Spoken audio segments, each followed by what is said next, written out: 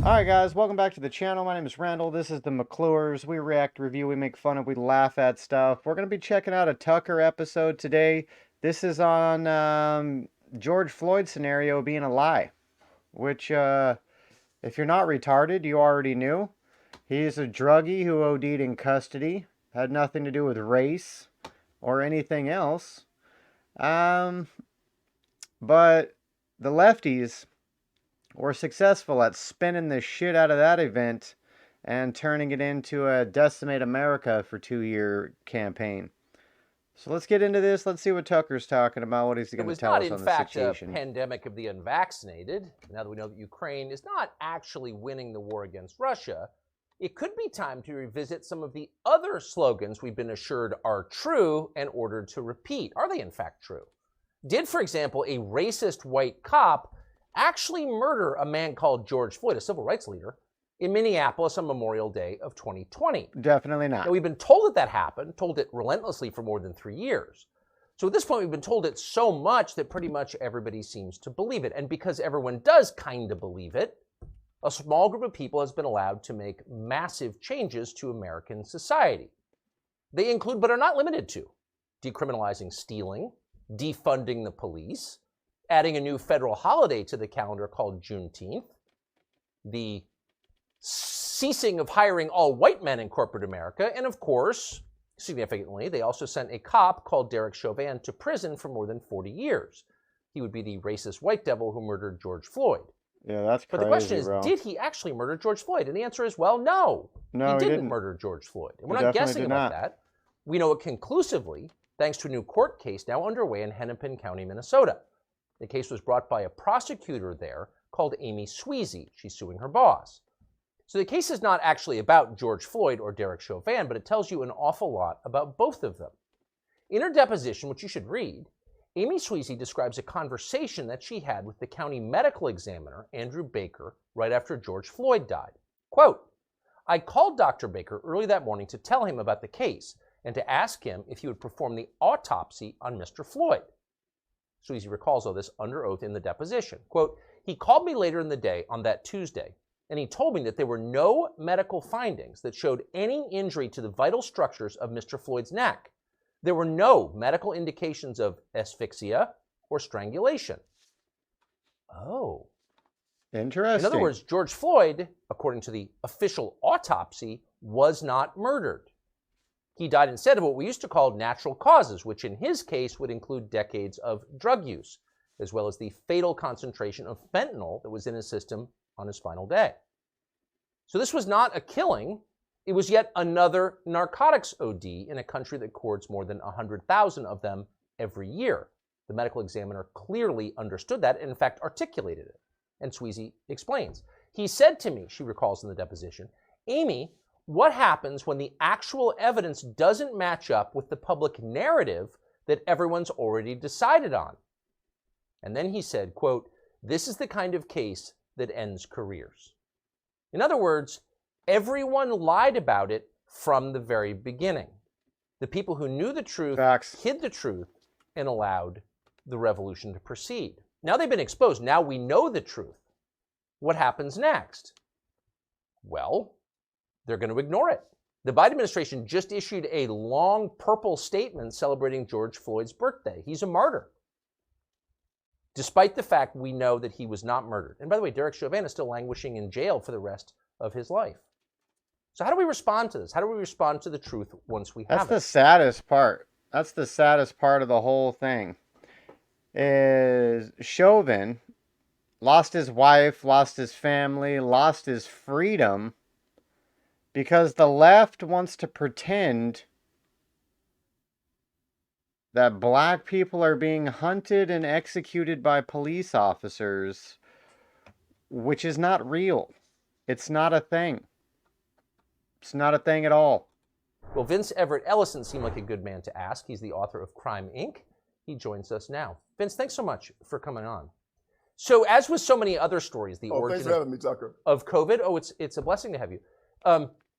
We now know what actually happened, but the question then is, what do you do with that knowledge? We know that the U.S. government, Tony Fauci, worked with the Chinese to create the virus that overturned the American economy. But like, what do we do with that knowledge? What do we do with the knowledge that George Floyd was not actually strangled to death by a cop? We have to acknowledge the people that gave it to us and why. See, George Floyd is the Democratic Party's prototypical black man. These are the black men they are trying to create. So George Floyd has to be elevated. He has to be celebrated. He's perfect to them. He was poor. He was uneducated. He was a drug addict. He didn't have a job. He was down there begging and crying and asking the white people to not kill him. To a white Democrat, this is the perfect black man. So he has to be elevated. Look, not a few days ago, Kamala Harris and Joe Biden celebrated hip-hop music. They had a celebration of hip-hop. Hip-hop culture is America's culture.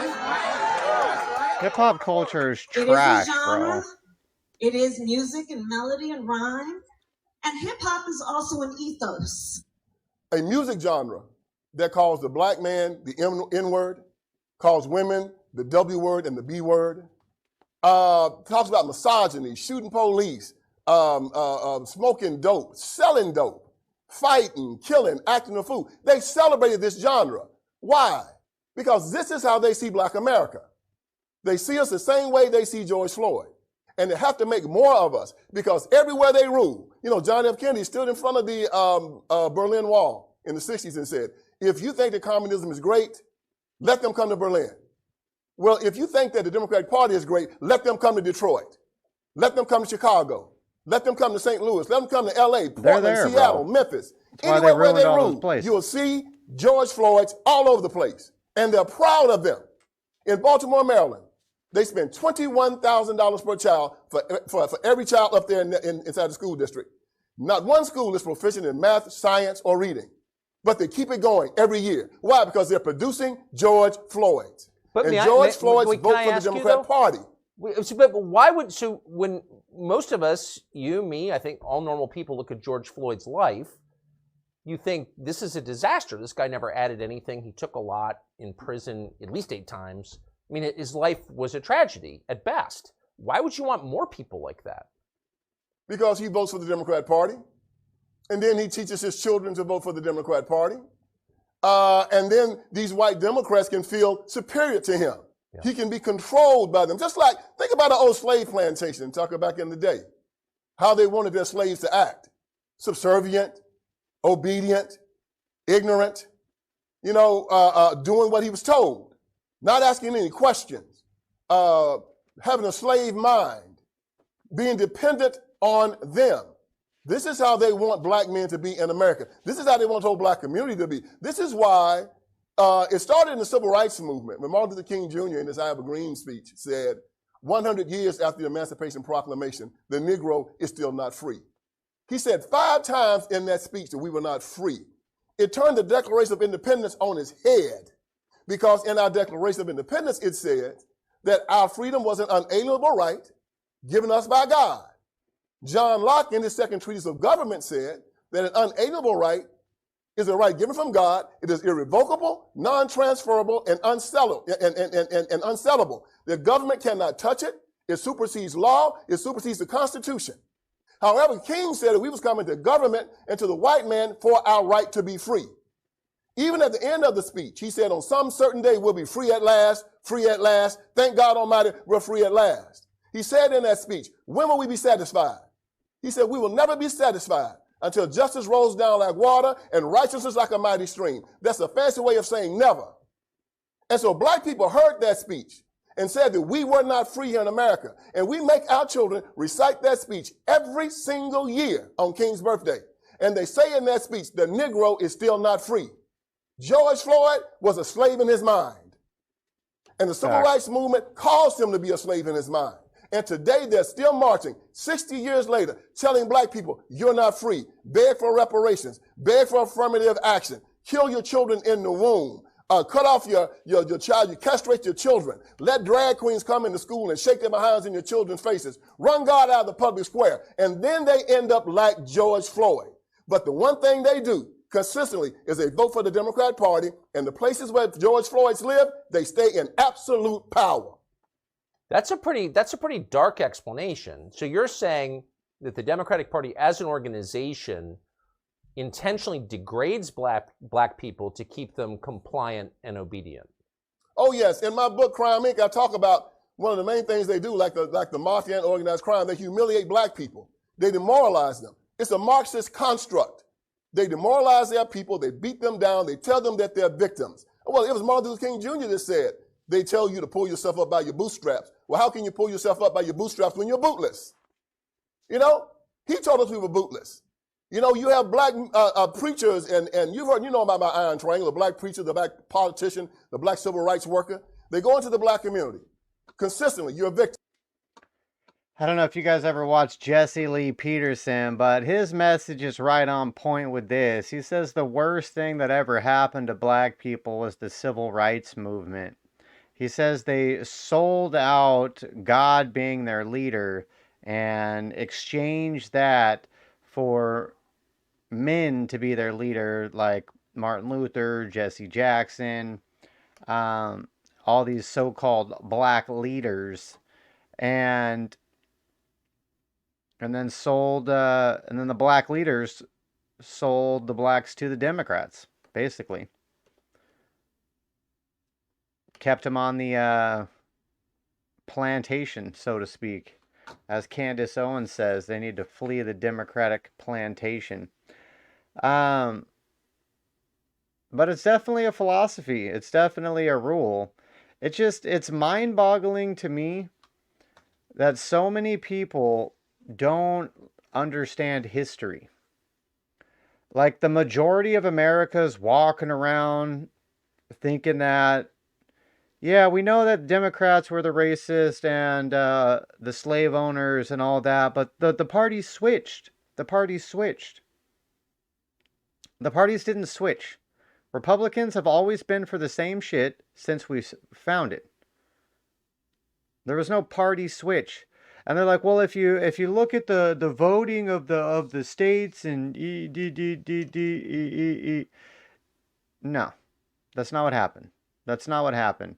I watched a Dinesh D'Souza documentary a while back, and he breaks this down with specificity.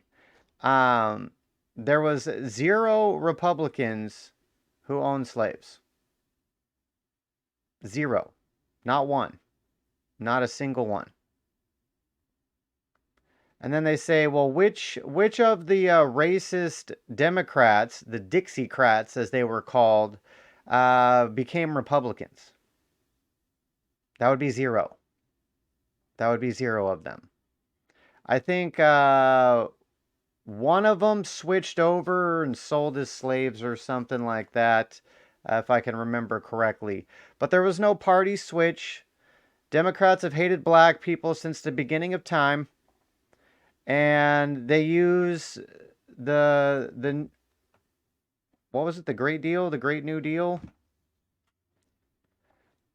LBJ put in place the government daddy for the minorities. And they sold out their own dads. And now they worship the government. And they vote, what, 90+% for Democrats? When Democrats have literally never done one single thing for them. Not one single thing. You're oppressed. The country hates you. Well, see, I look at... Now, I'm not saying Republicans are any better. Republicans are the one that pushed the Civil Rights Act through. No Democrats pushed that through. But that turned out to be a horrible thing. That turned out to be a horrible thing. Them and I say, I'm a black man, but I cannot be oppressed. You know why? Because I'm a child of God. I'm an heir of Jesus Christ. I cannot be a victim. Why? Because I'm an heir of Jesus Christ. I'm a child of God.